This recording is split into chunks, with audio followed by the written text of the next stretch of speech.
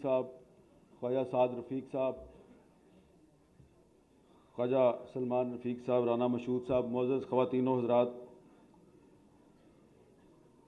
ख्वाजा साद रफ़ीक साहब जो हैं उन्होंने अपनी पहली तकरीर में बहुत सी ऐसी बातें कहीं जिसकी वजह से यकीनन मुझे अब यहाँ पे अपोजिशन का किरदार अदा करना पड़ेगा। और क्योंकि ख्वाजा मोहम्मद रफ़ीक साहब जो हैं वो क़याम पाकिस्तान के बाद जब तक वो ज़िंदा रहे तो सिवाय एक छोटे से अरसे के जब हुसैन शहीद सोहरवर्दी साहब वज़ीर आज़म बने थे तो वो 11 महीने का वक्त था, वो उसमें वो अपोजिशन में नहीं थे क्योंकि उनकी पार्टी के जो सरबराह थे वो मुल्क के वज़ीर आज़म थे, लेकिन वो उस 11 महीने में भी वो अपोजिशन ही का किरदार अदा करते रहे।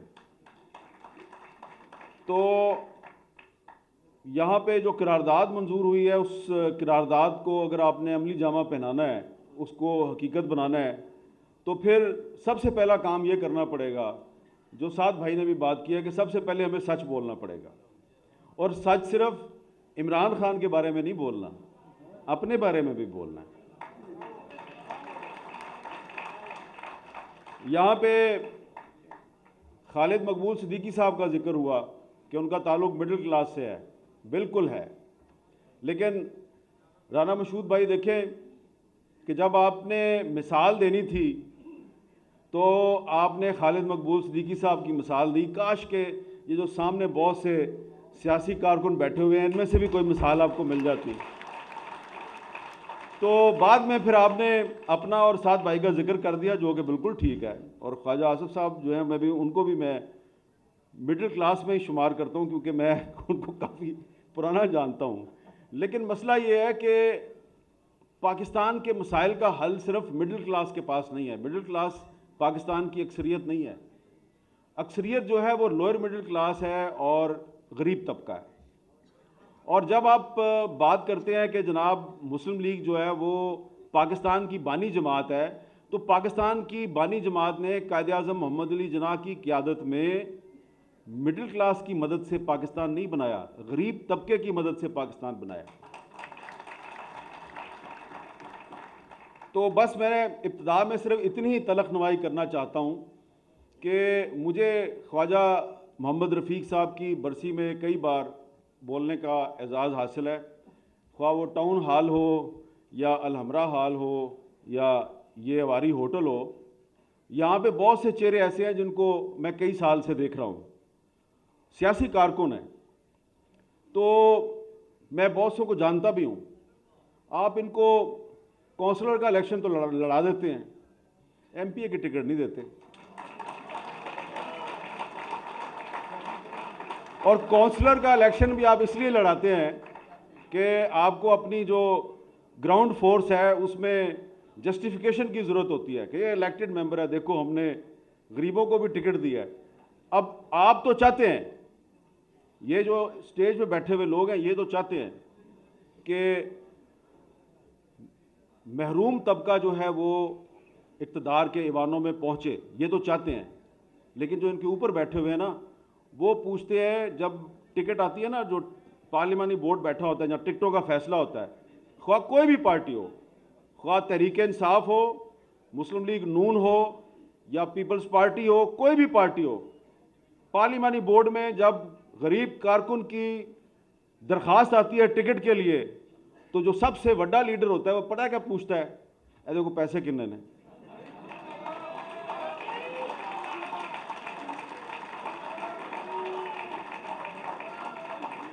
तो इसलिए आप उस वक्त तक, आपके लिए उस वक्त तक गरीब तबका सड़कों पे निकलकर आपके लिए जंग नहीं करेगा जब तक ये जो पंजाब असम्बली है और वो जो इस्लामाबाद में कौमी असम्बली है, जब तक वहाँ पे उस तबके की नुमाइंदगी नहीं होगी जो सिर्फ यहाँ पे बैठ के आपकी तकरीरें सुनता है। तो ख्वाजा रफ़ीक साहब जो हैं उनका ताल्लुक भी इसी तबके से था। जो लोग उनके ख़ानदान के पस मंज़र को जानते हैं वो आपको बताएंगे कि पाकिस्तान बनने से पहले ख्वाजा रफ़ीक साहब का ख़ानदान जो है वो ना मिडिल क्लास था ना लोअर मिडिल क्लास था, वो अपर मिडिल क्लास था। उनके जो बुज़ुर्ग थे ख्वाजा ग़ुलाम रसूल साहब, उनके अमृतसर, दिल्ली और बम्बई तक उनका कारोबार फैला हुआ था। और ख्वाजा रफ़ीक साहब जो हैं, जब एमए कॉलेज अमृतसर में पढ़ते थे तो कायदे आज़म के हुक्म पर उन्होंने उस वक्त जो पंजाब का उस वक्त जो पंजाब का वज़ीर आला था खिज़र हयात टवाना, उसके बारे में उन्होंने एक मूवमेंट चलाई और उसमें वो गिरफ़्तार हुए थे। और फिर जब पाकिस्तान बन गया तो पाकिस्तान बनने के बाद क्या हुआ, मेरे बहुत ही मोहतरम भाई ख्वाजा साद रफ़ीक साहब ने फरमाया, मंजिल उन्हें मिली जो शरीके सफ़र ना थे। ये बात तो दुरुस्त है, लेकिन ख्वाजा साहब पहला शब खून जो है वो अयूब खान ने नहीं मारा था। पहला शब खून मुस्लिम लीगियों ने मुस्लिम लीगियों के खिलाफ मारा था।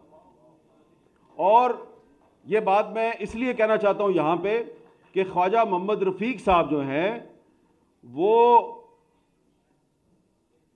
मुस्लिम लीग छोड़ के अवामी लीग में क्यों शामिल हुए थे, एक सवाल है, इस पर ज़रा गौर करें। आप तब सब आप यहाँ पे सियासी कारकुन बैठे हुए हैं, अगर आपके पास इस सवाल का जवाब नहीं है तो यहाँ बुज़ुर्ग बैठे हैं, उनको पढ़ें, उनसे पूछें। अगर वो नहीं बता सकते तो इन्होंने एक छोटा सा किताबचा छापा हुआ, उसमें पूरी इन्फॉर्मेशन नहीं है, लेकिन मैं आपको बता देता हूँ।